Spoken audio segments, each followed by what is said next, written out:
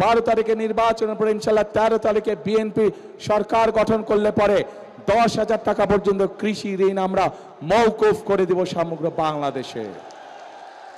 এই সকল সমস্যার সমাধান বিএনপি তখনই করতে পারবে যখন আপনারা ধানের শীষকে ইনশাল্লাহ নির্বাচিত করবেন, তাহলেই আমরা এই সকল কাজ করতে পারবো।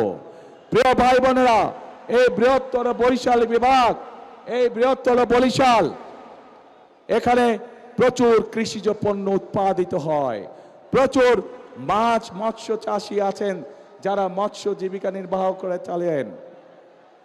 আমরা পরিকল্পনা গ্রহণ করেছি যে এই ফসলগুলোকে, এই মাছ মৎস্যগুলোকে কিভাবে হিমাগারে রেখে কৃষকদেরকে বা মৎস্য চাষীদেরকে সহযোগিতা করা যায়। কাজে আমাদের পরিকল্পনার মধ্যে রয়েছে এই এলাকায় বিভিন্ন জায়গায়, সামগ্রিকভাবে এই এলাকার বিভিন্ন জায়গায় যেখানে যেখানে প্রয়োজন কৃষকদের সহযোগিতার জন্য আমরা হিমাগার ইনশাল্লাহ তৈরি করব। যে হিমাগারের পণ্য রাখার মাধ্যমে কৃষকরা ন্যায্য মূল্যে তাদের পণ্যর দাম পেতে পারে। প্রিয় ভাই বোনেরা, আমরা মায়েদের কাছে যেমন ফ্যামিলি কার্ড পৌঁছে দিতে চাই, ঠিক একইভাবে আমরা কৃষক ভাইদের জন্য কৃষি কার্ডও আমরা পৌঁছে দিতে চাই।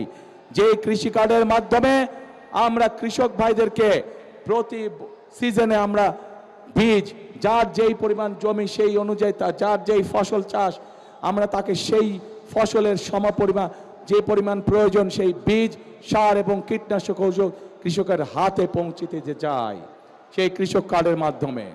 প্রিয় ভাই বোনেরা, আমরা এর মধ্যে আরেকটি সিদ্ধান্ত গ্রহণ করেছি যে যে সকল কৃষক ভাইদের 10,000 টাকা পর্যন্ত কৃষি